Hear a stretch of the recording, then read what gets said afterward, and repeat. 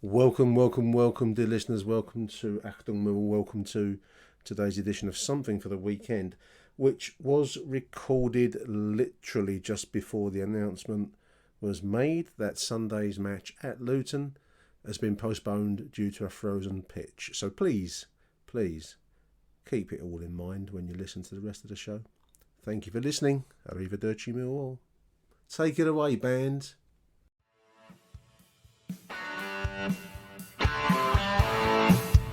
You're listening to Achtung Millwall, broadcasting from the beautiful South Birmingham. Accept no substitute.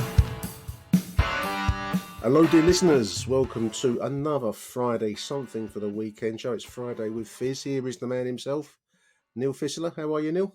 Not too bad, Nick. Not too bad. I'm trying to remain cheery as Christmas is around the corner and I keep on being told, stop being fucking miserable, it's Christmas.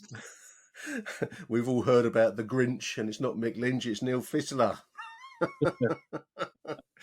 Welcome to the show, listeners. Ahead of this weekend's trip to Luton Town, I am going to go up there for this game, Neil. It's never a fixture I particularly look forward to. Luton is absolutely rarely much that's enjoyable about a trip to Luton, nor in general the game at the Kenilworth Road Stadium. It's a very they say it's got character, that stadium, which seems to mean that you walk past someone's bathroom to get into the main stand, and that's called character. But I haven't been to Luton, Neil, for a long time for one reason. I think it's just I generally don't like going up there, and I'm trying to think the last time I went there, and I think it might be 1985. Last time I was in the stadium. So Well, that long ago. The last time I was up there, I think, unless I went just afterwards, it would have been for the FA Cup game that we played up there. When they were non-league. They were a non-league side, weren't they? Yeah. Yeah, when non-league. Julian Gray played for them, I think. Yeah, because they fell into the National League, didn't they, for a while? Yeah. And okay. It's a tough old game. I've been up there quite a lot because obviously it was a London game. You have actually been up there once since, at least.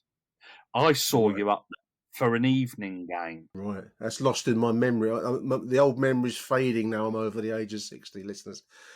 Now you say that, you could be right there, Neil. I can't remember when that was. But anyways, it's been a while since I've been to Luton, who currently sit in 13th position, which is 2 points behind us. We're still in 7th, miraculously, after that draw last week against Wigan.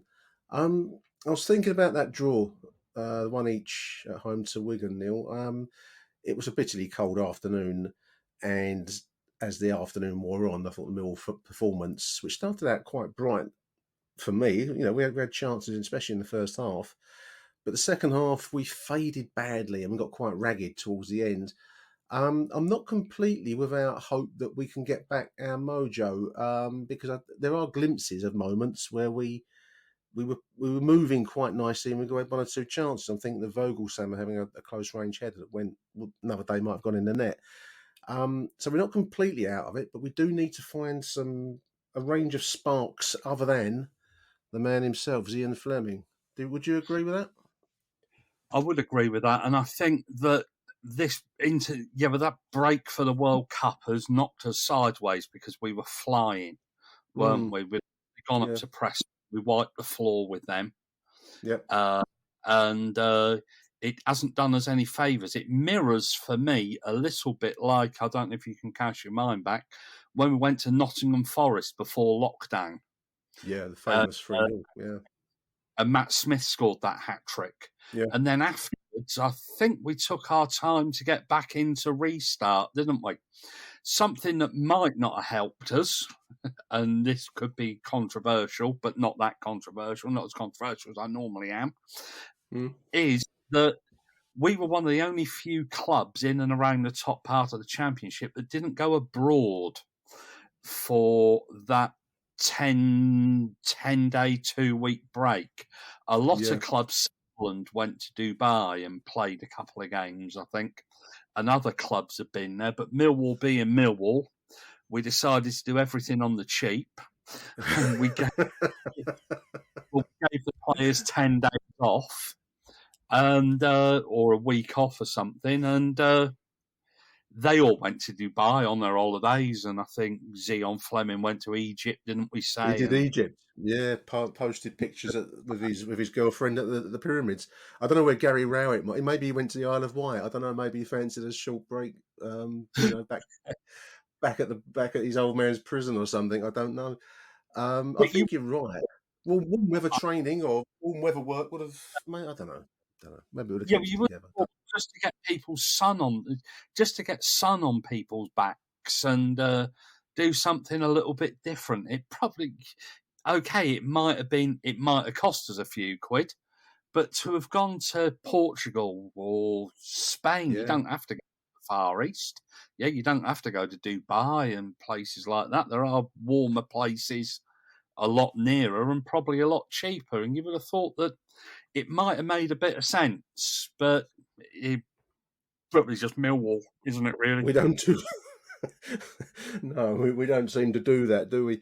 There's an Forward. article on the London News, Richard Corley piece about Mill not quite, as he puts it, not quite getting their championship mojo back together since the return to league action, which is a mild way of putting it. I mean, it was a very, again, the trip to Sunderland was similar in some ways to that home draw against Wigan in a way, because there were moments, again, the first half, I think, up there at the Stadium of Light, Neil, where we looked pretty good and we looked like we could push on in the second half. And in both cases, really, our second half performance has been pretty flat. And I'm not saying the first half last Saturday was brilliant, but it wasn't that bad. We did have some chances, and we just seem to be struggling to push on in these second halves at the moment. The two games we've had since the return to action, which is a strange thing, and I don't quite know whether I don't know whether things like what you've just said, whether that makes a difference to a squad's mentality. Other clubs do it and we don't. I don't know. Maybe it just seems a bit cheap, and I don't know from a player's perspective. Who knows how it works? But we do seem to be struggling at the moment, especially in that second half on Saturday. It was tough viewing. I think that this is going to be Millwall all over, really, isn't it? We're going to have flat periods where we don't win for 2 or 3 games, Yeah, and then we'll look like PSG, Manchester City, Arsenal, and rolled into one for the next 5, won't we? But then we'll go flat again. It just seems to be the way that Millwall are under Gary Rowett. Well, we have very flat periods. Yeah, but then when we think, we're starting to drift here, something clicks into place for 3 or 4 games, and we'll have 3 or 4 very, very, very good games.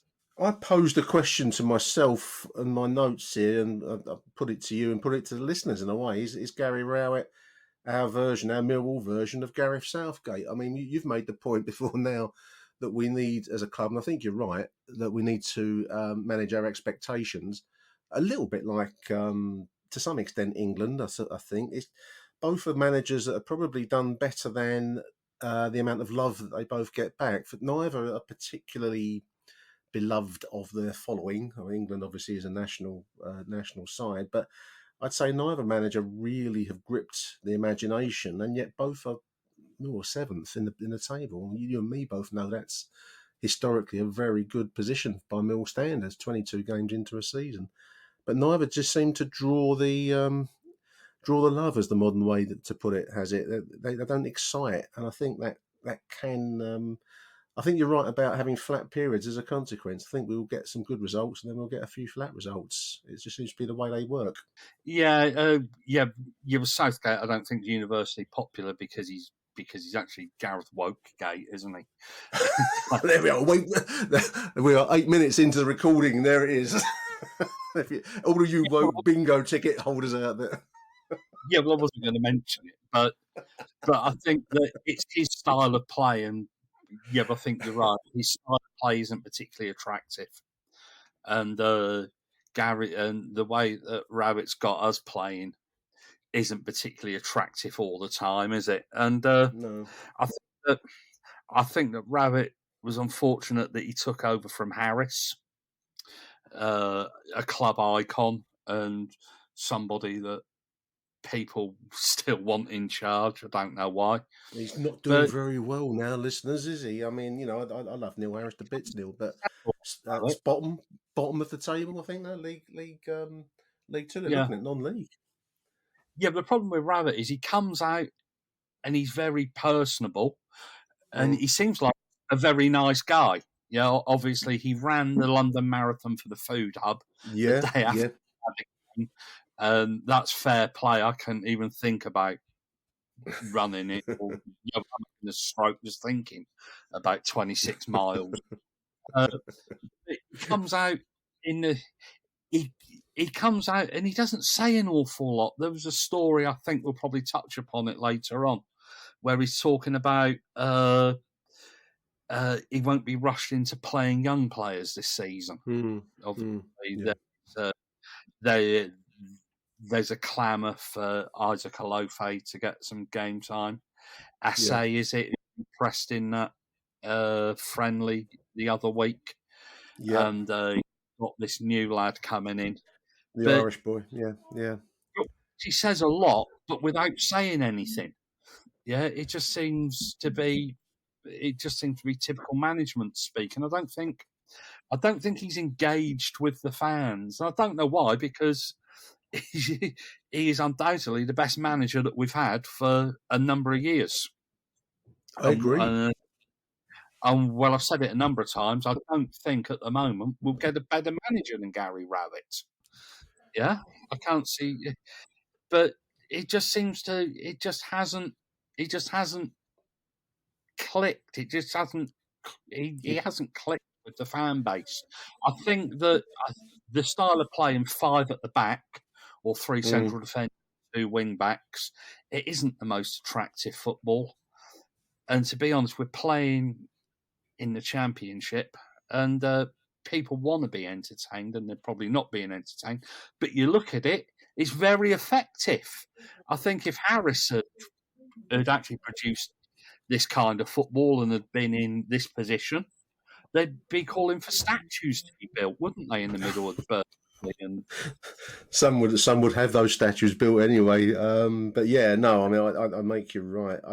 I think it's a strange, hard to put your finger on thing, because Harris, despite a lesser track record really than Gary Rowett in terms of consistency in the Championship at this level, but somehow he had an ability to touch the emotions of the Den, which is a very different thing to football success, listeners. I mean, we all go to Millwall because we want these big Everton style moments, Neil, don't we? These big dramatic turnarounds. We all know what we're talking about when I say that. Rather than Rowett, who I think his talent is really grinding out. I mean, he would probably even regard that 1-1 draw last week, as disappointing as it felt to be leaving the Den afterwards, as a point gained rather than a point lost. I think he has a very managerial mentality on it, which in the end is judged on results. And the result at the moment is that we're sitting 7th despite it all. So it just doesn't ignite the Den, does he? He doesn't get it going. No, and I think that people's expectations aren't helping. Yeah. No. We've somehow got this illusion that we should be pushing for the playoffs. We should be 2nd or 3rd, and it is a poor league, and we should be where we are, and where the league table doesn't lie. But traditionally, I think that, I would have been happy with a top 10 finish. I'll always be happy with a top 10 finish. Yeah, as long as we finish 4th from bottom, that's a right result, isn't it? Given our resources and the size of the crowds, I mean, we have to be honest. I mean, we don't draw huge attendances at the Den. I mean, so I'm sure listeners out there will be screaming back at me on their car stereos that the football's not been that bright to put bums on the seats. But the size of our club, whether we like to admit this or not, can't compete with the. I'm looking at the league table now. The Sheffield Uniteds, the big names in Sunderland sit below us. I mean, when you see the size of their support base, it's very hard to compete other than on sheer raw Millwall emotion, because that's what we have to call upon. That's our secret weapon. I just think that although he has a good home track record. So again, that would be thrown back at me for all of this talk of tapping into the emotion of the den. It's in the end, it's a results business, and certainly at home, he's done very well. I think it's on the road, went away from home, but then that's historic as well. No, we've never really been an away side, have we? Historically, No, but a lot of clubs aren't, are they? Let's face it, we're going to get some very good results away from home. But I think everything seen this season is pointing towards the club moving in the right direction. And I just wonder if we expect it to happen overnight, that we won it yesterday, and Rome wasn't built in a day, was it? And Millwall, no. Millwall have always done everything from a standing start, not from a running start, haven't they? And but you look at it, everything is moving right. We're starting to recruit right. And we're recruiting well. Yes, I agree. Yeah. Then you build up your funds, don't you? And this is something that they look to be doing. But that isn't patience. We don't have a well of patience. Yeah, but that isn't going to happen immediately, is it? And yeah, well, as you say, we're not known for our patience, but it's going to take a year, 2 years, 3 years to reap the rewards. How long did it take Brentford to even get in the playoffs? And they were flogging players left, right, and centre. Well, Brentford was. I don't know how long a project it was. I mean, I'm guessing at how many years you could call that Brentford project from the beginning of they went through an administration, didn't they? And they went through financial turmoil of some sort. And now they're sitting in the Premier League. But that process, Neil, must have been, is it a 10-year process of building and building and building? So you are talking about a long-term plan. I think you're right. I mean, I think it's easy to moan. I'm also just looking at Richard Corley's 4 takeaways from last week, and there's one point that stands out. Some of them I won't go mention Zian Fleming, because we all know he's the star of the show and will remain so. But there's a good point here, and I do believe this is correct, that Richard makes that other attackers need to start delivering. Zian Fleming will score goals. I think he's in the top goal scorers of the division. Don't ask me whether he's top or second to top, third to top. We do need the rest of the squad, including the attack, to start delivering, scoring goals, creation of goals. Because, I say this about Gary Rowett, I'd say this about Gareth Southgate. Both are judged on results, but once the team crosses the line, it's on the players. And I think it's too easy sometimes to keep screaming at Rowett, the manager, and not look at where the performance falls short, which is too often now. Players not delivering enough in front of goal. There's only so much influence he's got over that, Neil.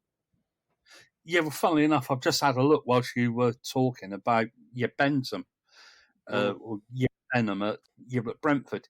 He bought the club in June 2012, and they won promotion to the Premier League in 2021. So just short a 10-year program, so shall we call it? And they are a similar sized club to us. Yeah, well, let's be honest. Yeah, they draw the same kind of crowds, and that is the model for us. And similar sized grounds. I mean, the capacity of their new stadium is 20,000, I believe, something like that. Yeah, and as you quite rightly point out, it's okay Fleming being our best player, but we can't be too over-reliant upon him. We've had Murray Wallace hopelessly out of form. And exposed. Fullback or at wing back. And our central defence hasn't been what it was. There's a case for, as George Long now had his day. Yeah, should we be looking at bringing Bart back? And our forwards haven't fired, have they? And it just seems that he needs more help, doesn't he, Fleming? What I'm getting. We need a touch of luck. We need a touch of quality. There's no substitute for it. We see it with Zian Fleming. I've mentioned his name, listeners. A touch of quality stands out a mile at this level, Neil, doesn't it? I mean, his ability to find space and his willingness to take on the unexpected is gold dust. I mean, I don't know where we'd be without him. To be honest, at the moment, it would be a much more mundane situation than what we have. we do need a touch of fortune. I think we were unlucky against Wigan to not to be able to score. Tom Bradshaw works very, very hard. I think Andreas Vogelsummer works very, very hard. On another day, a touch of luck puts them in a scoring position and they get the goals. So I think patience is the key, that rare quantity at Millwall. I think also, I mean, I'm just looking at this. We've mentioned it many times, so I won't flog it. But Jake Cooper is our point of attack, and on every set piece, and he's being rugby tackled, and the referees just seem to let it roll. I don't quite understand the thinking of referees, because they seem to tolerate foul play, and I don't. I know you won't get every single decision, Neil, but the amount that goes on with Jake, I know teams recognise his danger, but referees are colluding with our opponents in not penalising it. There's a story here again by Richard Corley making that very point. It's very frustrating. Yeah, I've never been one for blaming referees and officials, because I think you make your own luck sometimes, and you can take the referee out of the equation. But I think you're right. They keep on promising clampdowns on this kind of thing, and I do think it would just take a clampdown of 2 or 3 weeks and a load of penalties to be given. Yeah, and this would stop. Teams have figured out that we are very strong at set pieces. I think we were the best, we were the most potent last year from set pieces, and I guess we're probably not too far off it this year either. No, I agree. But it should be up to us to find a plan B, really, shouldn't it? If plan A's not working, let's find a plan B. But I don't know. It's just one of those things. I mean, I think it comes down to quality. I mean, it's up to Jake and it's up to the other taller Millwall attackers, central defenders, whatever, to find a way around that. If we're not aiming at Jake, we've got to aim at somebody else. That's plan B, I suppose. So we need to think our way through that. That comes down to quality of management, quality of tactics, quality of execution on the pitch. We'll see. I mean, just looking at, I'm saying that we're playing Luton on Sunday, 11:30 kickoff. I'm going to try and go to this one, as I've said already, but that's a mare of a start, isn't it? 11:30. I know the World Cup final's on in the afternoon, but also Luton have put out an appeal to help from fans to come and help clear the snow. I don't think they can do much about the frozen pitch, which I think may be the only thing that puts that in jeopardy. We'll see on the day. I think it's due to warm up a little bit on Sunday, Neil, but whether that will warm up enough to get a game on at 11:30 in Luton, I don't know. We'll see. Sky will want live sport on, so I would have thought that Sky would probably be paying for pitch covers and heaters and all kinds. Yeah. Unfortunately, Luton is, it's a southern shithole, isn't it? Let's be honest about it. It's a northern town in the south, isn't it? But it is. But what kind of club in 2022 in the Championship doesn't have under soil heating? But I know we claim that Millwall are penny pinching. But this mob are on another level, aren't they? But I know. I think they're talking about building a new stadium, aren't they? I think they want to get away from. I mean, Kenilworth Road is outdated. But let's face it. People will point out that they're apparently moving, but they've been moving for the last decade. They're like Southend. They've been apparently moving for decades, haven't they? And they never go anywhere. Exactly. It is an antiquated ground. Anytime you walk underneath somebody's house and you walk into the ground and you hear them having a shit above you, or to the side of you. It's always weird, isn't it? Griffin Park used to be like that, didn't it? You used to have this sense you're going past their bathroom or something and you're going into the stand. It's very odd. It just, but let's hope it is.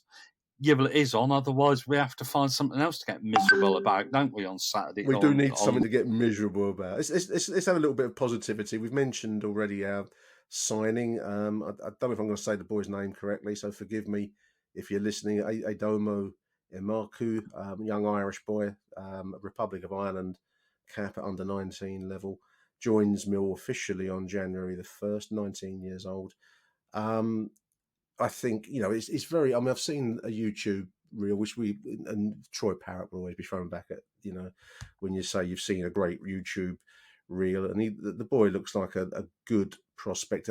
I made the point on Twitter, Neil, that I think this is exactly the kind of deal that we should be going for. He's unproven, so, and I think there's been some moaning that his track record at Shamrock Rovers hasn't been, set the world on fire.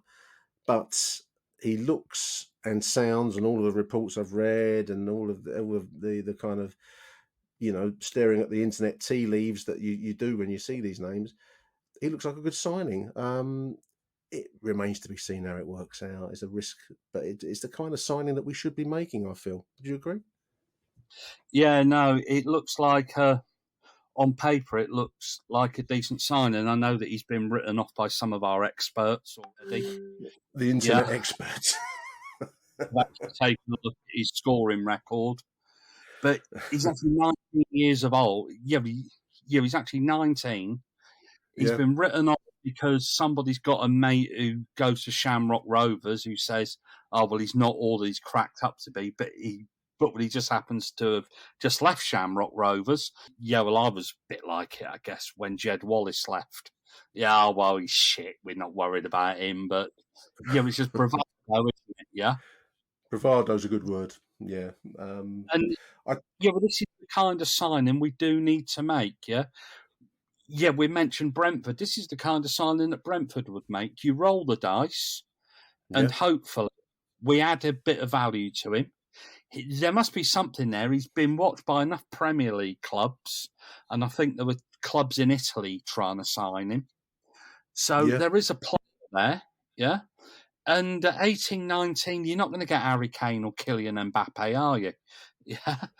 Not yet. No, not yet. I mean, the idea is you find talent, such as maybe Emarku. Maybe, we would have been saying these things before we'd heard of Zian Fleming's name. Now he's the talk of Zampa Road. So this is the kind of signing we've got to be making. And there is always an element of risk because when you put pen to paper, you don't know how it's going to turn out. But I've seen some of the interviews on the club site, and the boy seems really keen. And he, you got to applaud that. He wants to get out there in a Millwall shirt and do what he can, and that's as good a start as as we're going to get. It's good enough for me, that's for sure. So I thought it was a really interesting signing. I knew nothing about him previously, and I mean, there's always an internet expert that knows better, but then you'd never do anything if you listen to those people, Neil. So well done. Well done, the recruitment team. We keep saying it every week now. Yeah, well, we've been after him since last January, I think, but they wouldn't let him go. Yeah. And they wouldn't let him go in the summer.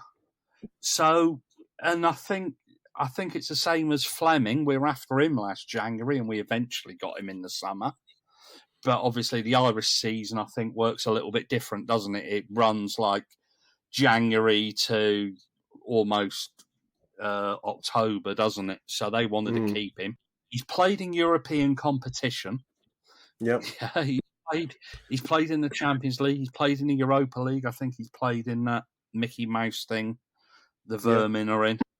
Yeah. So, and they wanted to keep him. They weren't going to keep him. They resigned the fact that he wasn't going to stay, and people have picked up on it. It's exactly the kind of signing that we need. Yeah, that we should be making. Yeah, and a bit of patience. It's like we were saying before.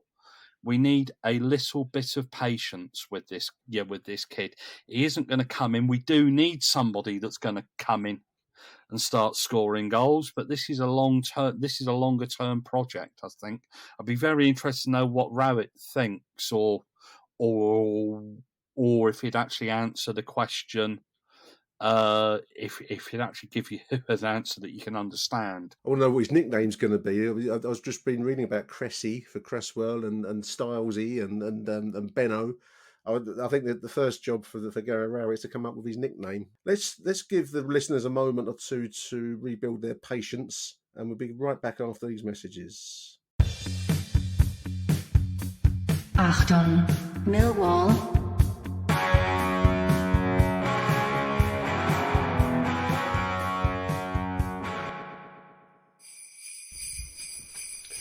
Achtung, Achtung, Christmas is a-coming, dear listeners. And to quote Richard Chaplow, 26 appearances, 9 subs, 1 goal. As he once said, you cannot beat a good board game. And we've got a good board game for you here. Achtung has teamed up with a tremendous football trivial pursuit style game called Pundit.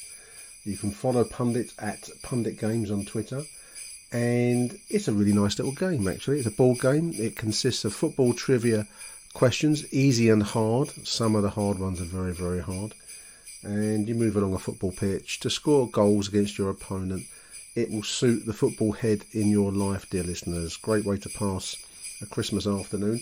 You can get a 10% discount if you visit punditgames.co.uk. That's PUNDITGAMES, punditgames.co.uk. Get a 10% discount at checkout with the code LIONS in capital letters. LIONS, capital letters. And every sale will benefit the Lions Food Hub. What a better way to pass your Christmas than to enjoy a good football trivia game and to know you're doing good at the same time. So get on it. punditgames.co.uk. Welcome back to the show, listeners. Neil, Gianni Infantino has been speaking in, where is it, Qatar? He's at the end of the World Cup press conference, and he's what we need in this world, Neil, is yet more football. He's announced a new club competition, a Club World Cup from the 2026 season on. This is ludicrous. We're pumping up the World Cup to 48 teams, I believe, in the USA, Canada, Mexico tournament, next one. And now he wants to have a Club World Cup. I mean, talk about killing the golden egg. It becomes difficult just to consume all. Whole tournaments can go past now, and the Europa League and the conference that you mentioned. You just can't. I've no interest in following them. It's an amazing situation now. We've got so much club football that, unless you're focused on your own side, Millwall in our case, you can have tournaments going past that you don't even know exist. Money making, gone mad. Yeah, but the reason that FIFA want this is FIFA's whole business model is that they get one payday every 4 years, and that's the World Cup. UEFA have the Champions League every year, the Europa League every year, the Europa Conference every year, and but then they top it up with the European Championship. Yeah, they want a slice of the every year business, don't they? That's where they want to get to. So a FIFA who distribute all of their money through all of their associate members and through every nation that's a member, and but let's face it, there are places like Samoa that they basically FIFA pay for this, and the pot of money only goes so far. It doesn't help that I guess they've all got their noses in the trough and they all like to go first class and this, that, and the other. But they're having to think of more creative ways to actually compete with UEFA, and it is a bit of a power struggle. FIFA obviously run the world game, and UEFA run the European game. That's right. But UEFA's a lot richer, and FIFA are thinking, well, we want some of this. I know they were talking about a World Cup every 2 years at one stage, and they dropped the idea because it was just universally unworkable, wasn't it? Let's be honest. Yeah. And this is just another way to actually stick the knife into UEFA, I think, and to actually increase their profits. And but it might head off a European Super League. Who knows? Because that's going. That's in the problem will be fitting it all in there. I mean, at the Super League, I mean, whether that's part of this, I don't know. Maybe I suppose it will be a side effect of it, whether it's the prime effect of it. But I mean, the main thing, I'm just looking at the Miguel Delaney. I think he's in the Independence sports correspondent. He's posted as Infantino has announced each element of this speech. But he mentions here revenues. FIFA revenues have gone from are up to now to 7.5 billion, and I think they projected, I did read, 11 billion by the end of all of these various tournaments. There's a 32 team Club World Cup, which is the proposed new tournament. This would interest you, Neil, a Women's Club World Cup as well. That's going to come in, mate. Morocco. For that. Yeah, I'm already. Jesus. Yeah, no, we might. Yeah, well, H might get a gig scouting for that. It'll be flying out to Morocco. It looks like it's going to be held in Morocco. Yeah, I mean, it's pump it up, isn't it? As the song once sang. Till you don't have anything left. But that's the gist of it. It's all about the money. Let's move along. On a far more mundane level, in some ways, and more relevant to me, I just wanted to say thank you to everyone who's ordered one of our calendars. We're doing really well at the moment. I've got to tot up the sales up to date, so I can't give you an up to date figure. It was on 278 the other day when I checked it last, £278, which would be for the food up. I want to try and hit £1,000 if I can do. If you are interested in buying one of our really nicely printed calendars, they've got team photos since 1894, courtesy of Chris Beffels' collection. He's got an immense photographic collection. I've got various teams from across the years since 1894-95, the first year we won the Southern League as was. If you want to order one, A, you'll be getting yourself a really nice calendar, and second, you'll be helping directly the Lions Food Hub, because we're covering the print costs, and your money will therefore be assisting the Food Hub. So visit the Mill Supporters Club website, who's really kindly hosted this for me, so I don't have an online shop myself. So www.millwallsupportersclub.co.uk. They have a store on there. If you go to the store part, you'll see the calendar in there. £12 per calendar, and that includes some postage. And you'll be directly helping the Food Hub. And we're really, really appreciative of everyone that's ordered one so far. So last time I checked, it was on £278. So we're kind of one quarter of the way towards the £1,000 target. I'm also going to put a few with Kelly on the Lions Food Hub counter for the next home game, which I think is after Christmas now. I think it's a Thursday night game after Christmas. So I'm going to put a few on there for those that want to pay cash, and it'll go straight into the Lions Food Hub, cutting me out of the equation completely, but I don't mind that because it's going to go to a great cause. So I just wanted to say thank you. It's just really heartening to see the sales of this, Neil. We're doing well on it. Yeah, no, but it's something that it's almost become a tradition, hasn't it? It has. Now, it has. Yeah. Your Millwall calendar. And as we said last week, but this calendar is guaranteed not to be out of date by. Yeah, that's a great point. I hadn't thought of that before you said it. It was a good point. When we sell Zien Fleming. It was slightly deflating, I must admit. I did read one or two comments that people wouldn't go onto the MSC website. I'm not a fan of the MSC. I don't hide it. They're probably no fan of mine. I don't think they represent my views. But you put it behind you for something like this. You're going on there, you're just ordering a calendar, for God's sake. Yeah, just go on there, just order the calendar and make some good. I know somebody suggested we get it in the club shop, but Christ, have you ever tried getting anything in the club shop? We did it with the book, and it's easier said than done. You have to find the person that does the club shop, the buying for the club shop. Then you have to try. Yeah, then you have to try and catch them when they're in the club and agree something. Then you have to agree delivery. Then you have to agree to get paid.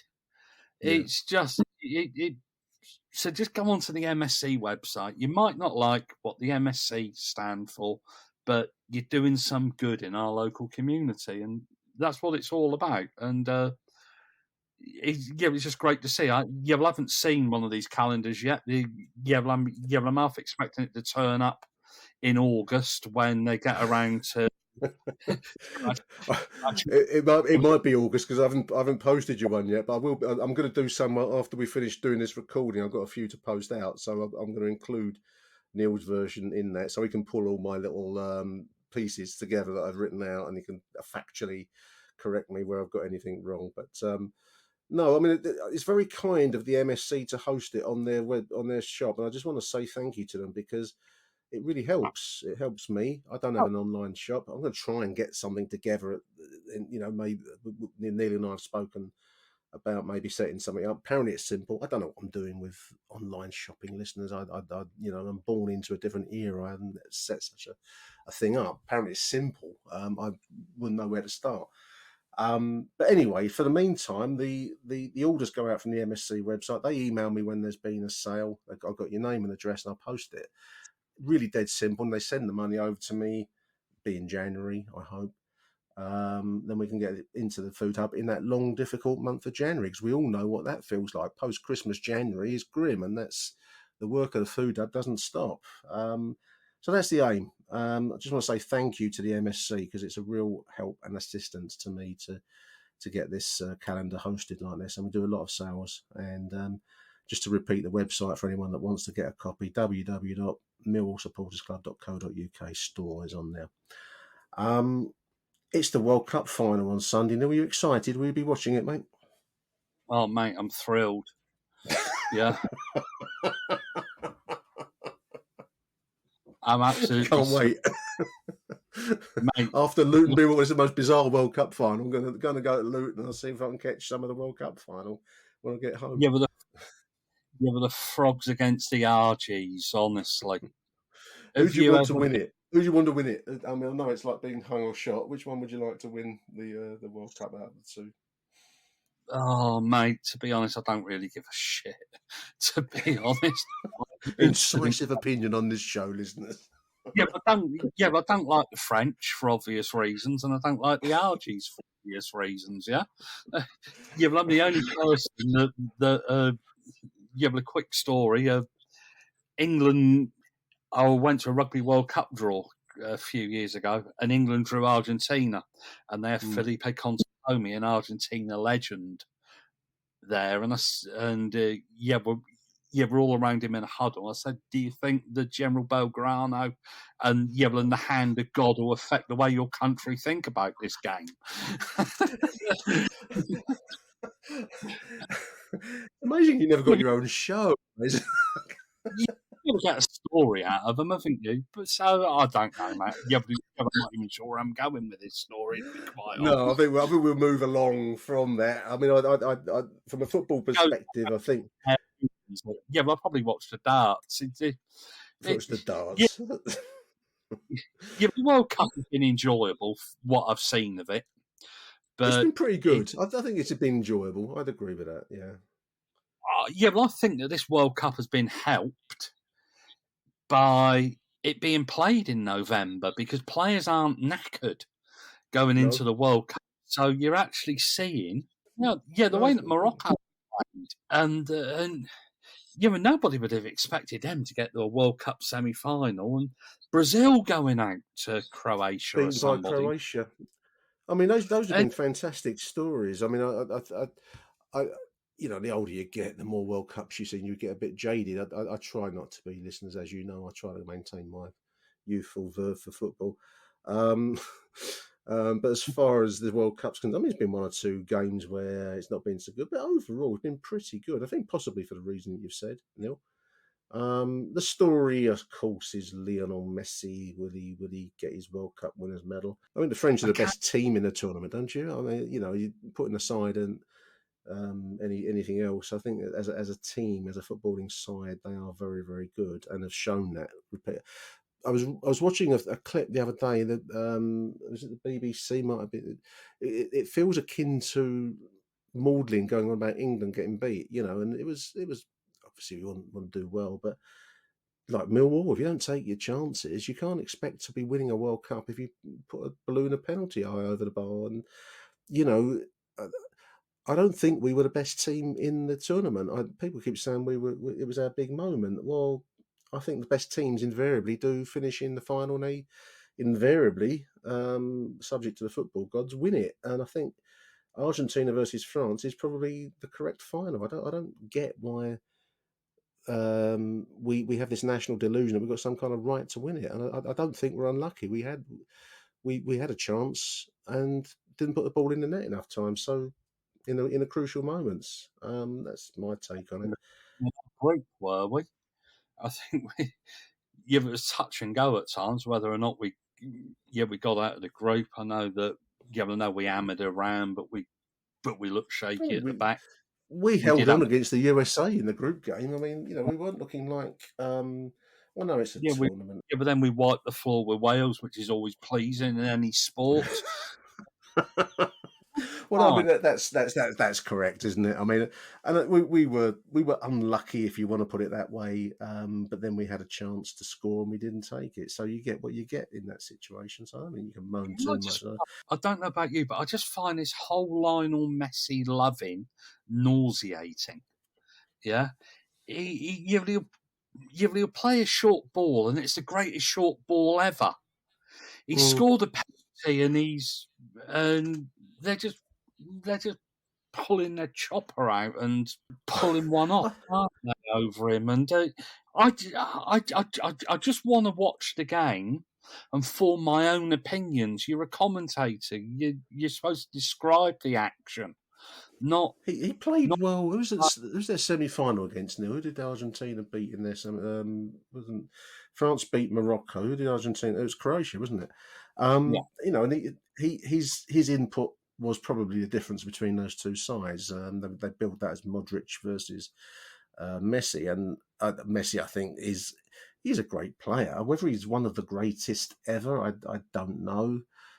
You're always a bit coloured by the memories of the great players of your youth. So, reading obviously about Pele recently and he's having health concerns. But it's difficult when you've seen players as a boy because you tend to put those on pedestals that maybe modern players can't reach. And, Ronaldo, great player, Messi, great player.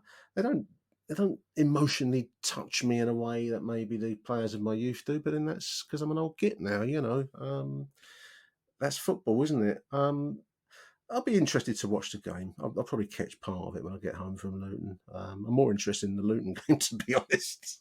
If we can come home with 3 points, I might be really interested in the World Cup final. If we don't, then I mightn't be too bothered about it at all. But but don't forget we're playing tomorrow and afternoon now. The FA Youth Cup match against Arsenal, which was going to be tomorrow night, has actually been brought forward to tomorrow afternoon, I think. I think it's a 2:00 kickoff at Boreham Wood. I'm just wondering if it's going to be freezing and they've got little chance of the match being played. And I think they're quite strict on you have to play this game by. So they're bringing it forward, I would guess, to a time where people might want to watch it, but also where the pitch isn't going to be absolutely frozen. It's ridiculous, 7:00 on a Saturday night, wasn't it? That was a weird thing that I don't know what goes on through these schedulers' minds. But yes, that's a 2:00 start at Boreham Wood tomorrow in the Youth Cup. And finally, we were just talking off air. I don't know. Elon Musk apparently has killed off the Spaces device on Twitter. This is the we've done a couple of shows now where we've done live shows on Twitter via this medium called Spaces, where anyone can join in the conversation. Quite enjoyable thing to do. And we had a bit more structure to the more recent ones that we did. The first one was a bit of a roller coaster ride, I remember. But apparently, you mustn't take the piss out of Elon Musk online, and he's got the arse with those that take the mickey out of him. And he's done away with Spaces now, so I don't know if he'll ever come back. But it was quite a nice little facility. I'm going to quite miss that. We had a history show planned on it, didn't we? Yeah, no, with Elon Musk, with all those billions that he's got, he can't buy himself a thicker skin, a bit like Donald. And you're busy with these people. But they want to act like a twat. You're going to expect abuse, aren't you? Whether it's gone completely or whether he'll bring it back, I don't know. Yes, we did have some.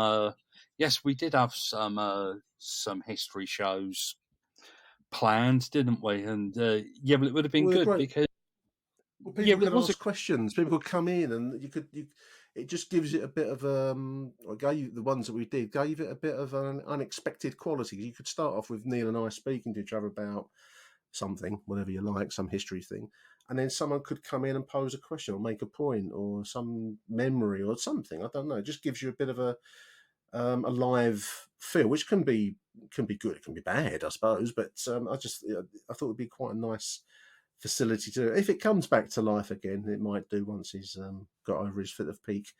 then we'll do those. But in the meantime, we'll have to keep those as ideas up our sleeve, Neil, until it comes back to life again. Yeah, but we're not YouTubers, are we? I'm not a Yeah, YouTuber. I don't want to get involved in no, that. we No. weren't meant to YouTube, were we? And to be honest, yeah, but the engagement, yeah, there's going to be more engagement on Spaces for our age anyway, and Yeah, our I think so. it's a lot easier because you're on your phone, aren't you? On your You phone, don't. you can keep track of it. People can ask to come into the conversation, and we can let them in, and away you go. So it's quite a nice facility. Whether it will come back to life again, we'll see. And if it does, we'll certainly be doing the pre-planned history space shows. But at the moment, it's not possible because Elon's got the hump and taking it offline.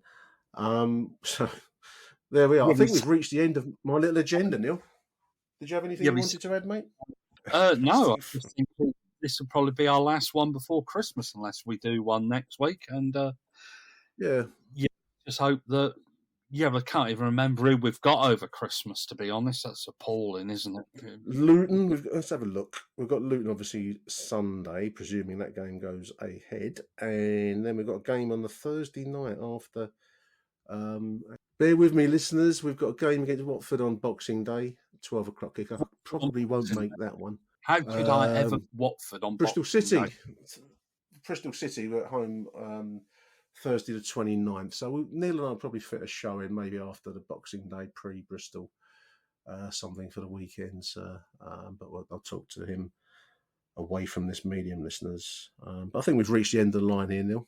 Thank you for joining me this morning. Appreciate it. Thank you very much for everybody that listens and share it, because we give everything away on this show.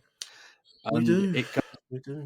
goes to probably one of the most deserving causes that a Millwall fan could help to support, and that's the food hub. Absolutely. And appreciate everyone that's bought the calendar. Go on the MSC website store, pick yourself up one for 12 quid with postage, and you can know what day of the week it is for a whole year ahead and learn a bit about Millwall's history over the many, many years of our existence. Big thank you to Neil. Big thank you to you too, dear listeners. Thank you to everyone who's bought the calendar. Until our next show after Christmas, Arrivederci Millwall, and bye for now. Achtung, Millwall.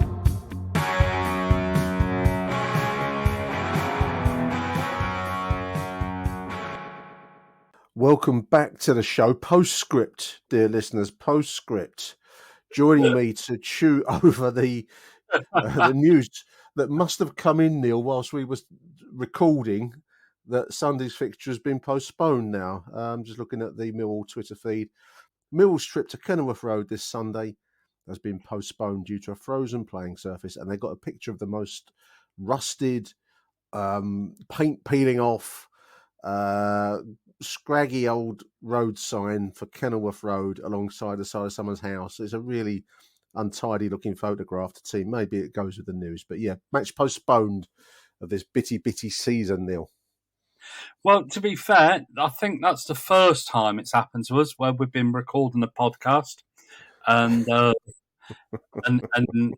game's been postponed. And it also goes to prove what a shithole Luton actually is. And that photo, that rickety old rusty road sign, sums up what a dump it actually. I made the point on Twitter that they ought to be kicked out. That they ought to lose the points. It's embarrassing that a championship club doesn't have undersoil heating. And some idiot said, "Well, we're going to be moving ground in a few years." You've been trying to move ground for fucking 20 years, you numpty. And nothing's... In 20 years' time, we'll still be talking about it. Apparently, they've got a site in central Luton. I don't know Luton so well, listeners. Apparently, it's on the route from the railway station to the existing ground. Apparently, they've got a site identified to build a stadium, but I mean, they're a long way short of breaking ground, as the expression has it. And yeah, I mean, frozen pitch. I imagine, Neil, also frozen terracing and the stadium, such as it is frozen around it. That also comes into the equation. I'll tell you what's really struck me, though, because I've been looking at Twitter as we finish recording. I'm just looking through quite a few non-league games have been postponed, which you can understand, including one I did have my eye on, which was Clapton playing round at the Terence Macmillan, round the corner from where I live. That's been postponed, but then that's a council-owned facility. It's not a football stadium, and it doesn't present itself as such. But this is the kind of level that Luton are operating in. As Clapton and the Terence Macmillan Stadium is frozen, so is Kenilworth Road. I think you're right. I mean, the Championship is supposed to be the 6th best attended league in Europe, and I think it should be a minimum that stadia reflect the modern times we're in. Under soil heating isn't that exotic a thing anymore. It used to be, didn't it, back in the 70s, but not anymore. And you must also ask the question, this weather's been advertised for, we knew it was on the way, didn't we? Yeah, we'll advertise the word, but we knew it was on the way. So why didn't they have some kind of pitch covering? And why didn't they have some kind of hot air blowers or something that keeps it playable? Because I should imagine that, I don't know what the Sky fee is, but I should imagine it's about 100k, isn't it, or something like that? Maybe a little bit more. Must be. And I can't imagine Sky rushing to show Luton versus Millwall on a Tuesday night. Can you? No, I mean that probably won't get covered. I think they have these red button games now, which are never, if there's other fixtures on. I don't know when we'll fit it in. We've actually got quite a busy looking January, and fixture congestion becomes a thing, especially if we progress in the FA Cup. We'll see how that goes. It is frustrating because the season is so bitty, Neil. We've had stop-start all season. We're ready to go again after the World Cup break on Sunday, even though it's a pretty uncomfortable time, sort of 11:30 on a Sunday morning. But now that's postponed, so our next game will be it'll be the Boxing Day fixture at Watford, 26th of December. So it's just such a stop-start season. It's very hard to get momentum. We were just speaking in the recording, weren't we, about Millwall lacking the oomph, and it just adds to that. It's very, very frustrating, I think. Mate, that was the first thought I had when I saw the game was postponed.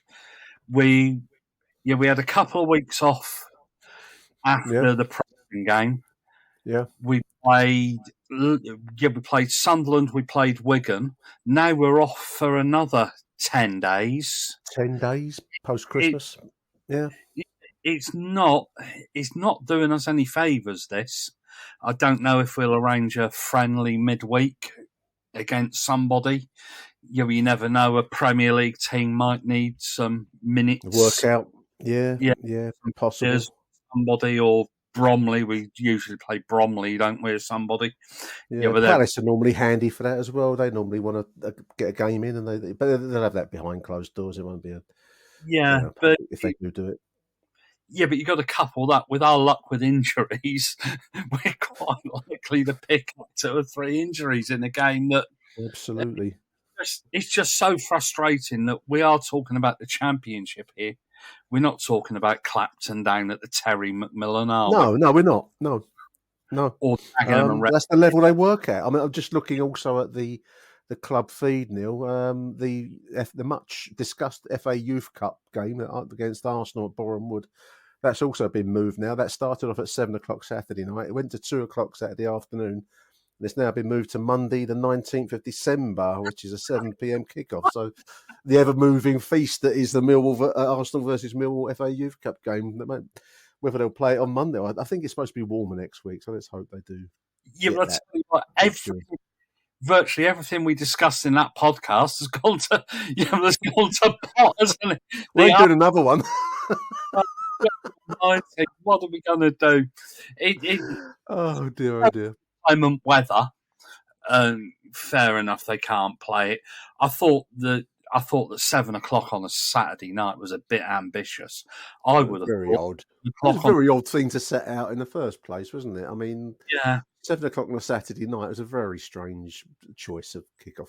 7:00 on a Monday night. Surely they'd want to play it surely they want to play it earlier. Yeah, but they always have got the option to play it at bloody the Emirates or somewhere like that and play it They behind don't. closed doors or something. I don't think they really. I don't think they really want Millwall fans turning up for it. I think maybe they think that a Monday night in a Boreham Wood is not a particularly attractive prospect. But there we are. So it's 7:00 now, Monday night, 19th of December.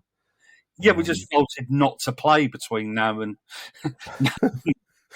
I think half the football industry would be it'd be much better if we didn't play at all. I think that's what we're trying to get towards here. But anyway, that's what the old Bill want, and some people. That's right. Yeah. Some of our fans probably don't want it as well. But this is the downfall, listeners, of you set out to do something. I used to find this with a fanzine. It's like a magazine approach. You could write stuff and it was outdated instantly, that events turned in a different direction. You could find yourself with a fanzine on your hands that was out of date, even though you'd only finished it the night before practically. So it is with podcasting. Neil and I were speaking, what's it now? It's 2:15, and we finished quite late actually. We finished about about 1:15. And now we've got to do a postscript because the podcast has become utterly outdated, moribund. But there we are. Yeah, but the unfortunate thing is that we won't be able to stick it on eBay and charge an exorbitant price, like a penny black or a 1933 penny. A rarity program. I think that. Yeah, but I believe. I think it was John Davis put it on Facebook that they pulped all of the Sunderland programs. Oh, but did they? Rising Sunderland fan, got to the printers and got a box before they. Wow. But unfortunately, he's now putting them on eBay for about 30-40 quid each. I was having a laugh with that. I mean, I would imagine they would have value. I mean, people will pay. And they'll have value because it's obviously a postponed game and pulped the vast majority of the programmes. Also, the reason it was postponed was the death of Her Majesty Queen Elizabeth II. So that adds a certain cachet to it, doesn't it? So. Fair play to him. Ideas, for reselling it because they'll have it as some kind of royal souvenir, won't they? They will. That's right.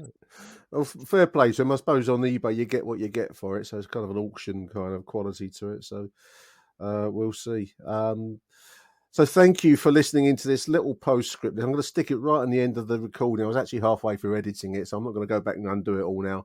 I'm going to plonk this right on the end so you can listen to it all and then you can have the postscript afterwards. Huge thank you for coming back at very short notice, Neil Fissler. Thank you, mate.